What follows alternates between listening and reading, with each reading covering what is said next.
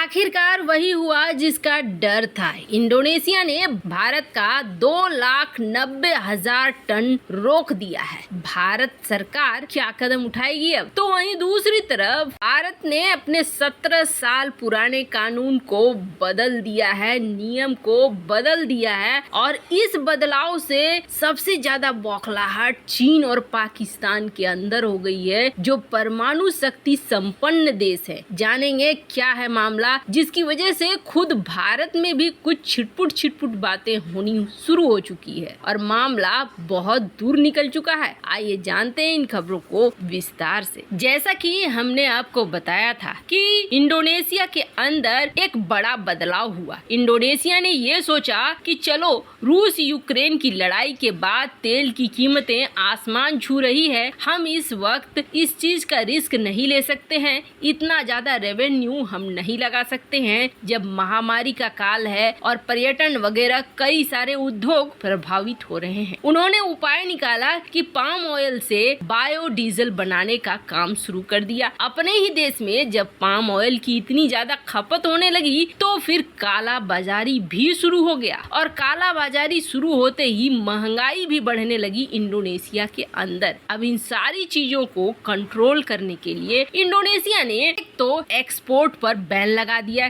कि चलो हम पाम ऑयल बेचेंगे ही नहीं। लेकिन जब भारत जो बड़ा खरीदार है इंडोनेशिया का, कूटनीतिक दौर की बातचीतें हुई तो फिर तय हुआ कि नहीं, चलो क्रूड पाम ऑयल को हम इसमें अलग रखते हैं और क्रूड पाम ऑयल को अलग रखा गया, जिससे यही तय हुआ कि चलो भारत में सिर्फ यही ना होगा कि हमें अपनी फैक्ट्रियों को चालू करना होगा, यहीं पर रिफाइन करना होगा, यहीं पे पाम ऑयल को बनाना होगा। पाम ऑयल के बगैर चलना मुश्किल जरूर है क्योंकि साबुन की टिकिया से लेकर केक तक कई उत्पाद में पाम ऑयल की जरूरत होती है। अब ऐसे में ये भी पॉसिबल नहीं है कि रातों रात एक कुआं खोदा और पाम ऑयल निकल के आ गया, क्योंकि ये तो एक पेड़ का उत्पाद है और पेड़ लगाओ, सालों इंतजार करो, फल आएगा तब ये तेल बनेंगे। ऐसे में इंडोनेशिया के ऊपर डिपेंडेंसी बढ़ जाती है। लेकिन यहाँ पर एक बड़ी प्रॉब्लम ये हो गई है कि जब ये कानून पास हुआ उससे पहले ही इंडोनेशिया के कई प्राइवेट फार्म्स को भारतीय फार्म्स ने ऑर्डर दिया था और ये फार्म्स करीब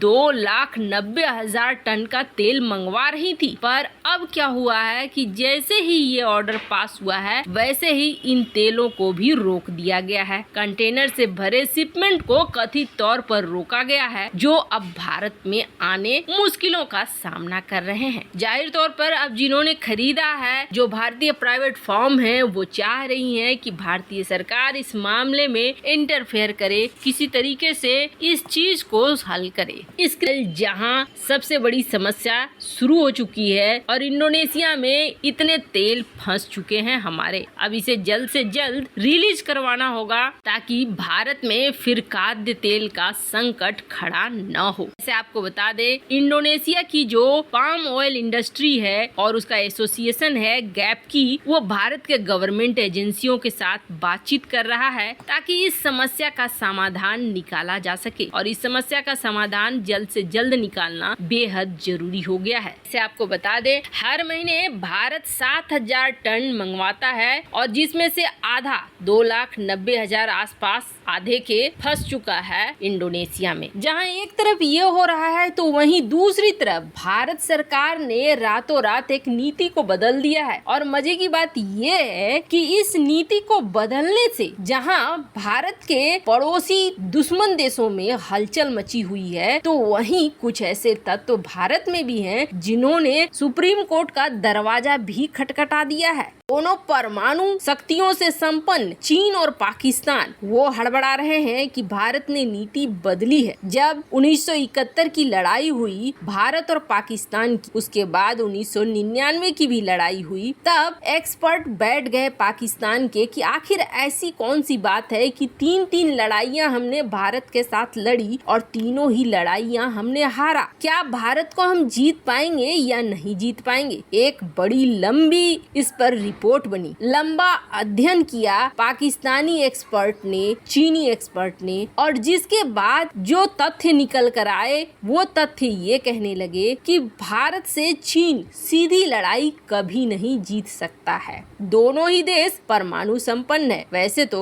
भारत के मुकाबले में दुनिया में कई सारे देश हैं जो बहुत सारा परमाणु हथियारों को रख रहे हैं, लेकिन पाकिस्तान आए दिन परमाणु युद्ध की धमकी देता है। लेकिन परमाणु युद्ध की धमकी देने के बावजूद ये रिपोर्ट जब निकल कर आई कि अगर हमने सीधी लड़ाई लड़ी तो अपने देश के लिए बर्बादी और तबाही के अलावे कुछ लेकर नहीं आएंगे। ये सच भी है। अगर पाकिस्तान छोटे से अपने पाव भर के बम फेंक देता है तो भारत फिर गलती से ब्रह्मोस चला देगा, और गलती से इस बार जो ब्रह्मोस चलेगा वो बिना वॉरहेड का नहीं होगा बल्कि वॉरहेड वाला होगा। ऐसे में पाकिस्तान की तबाही तो निश्चित है। ये उनके एक्सपर्ट बता गए अपनी रिपोर्ट में। तो फिर उन्होंने उस रिपोर्ट में ये भी बताया कि भारत को जीता कैसे जा सकता है। उन्होंने इस रिपोर्ट में यही खुलासा किया कि भारत को अगर जीतना है तो यहाँ पर आतंकवाद को बढ़ाओ, यहाँ अंदर खाने स्लीपर सेल को घुसाओ, ऐसे तत्वों की एंट्री करो जो हमारे लिए भारत के अंदर रहकर काम करें। अब हुआ क्या है, ऐसे तत्व आसानी से तो काम नहीं करेंगे,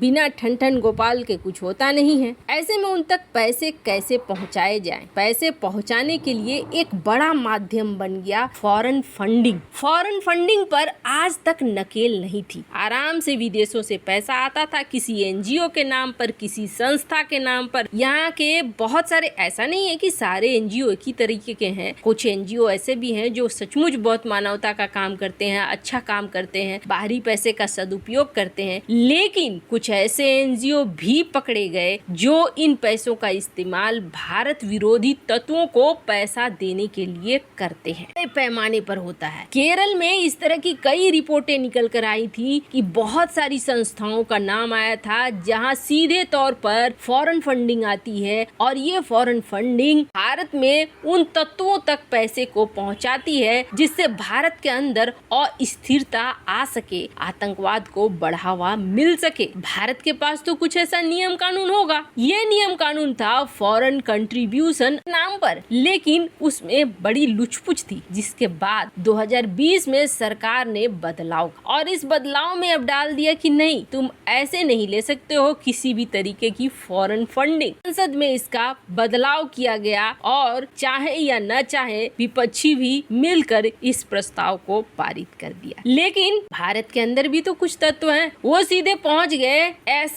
FCRA में जो बदलाव किया गया, इसके लिए पिटीशन पहुंच गया सुप्रीम कोर्ट। और सुप्रीम कोर्ट ने क्या कहा? सुप्रीम कोर्ट ने ये कहा कि आप विदेशों से चंदे लेने के बजाय भारत के अंदर जो डोनर्स हैं उन पर ध्यान दीजिए। और इस खबर से सबसे बड़ा वो नेक्सस, वो तार टूट गया जिससे ये फंडिंग मिलती है। दोनों पड़ोसियों को बौखलाना तो चाहिए ही। वैसे आपको क्या लगता है, भारत सरकार ने ये कानून बदल कर सही किया या नहीं? कमेंट कर अपनी राय जरूर बताएं। जल्द मिलते हैं अगले वीडियो में नई खबर के साथ।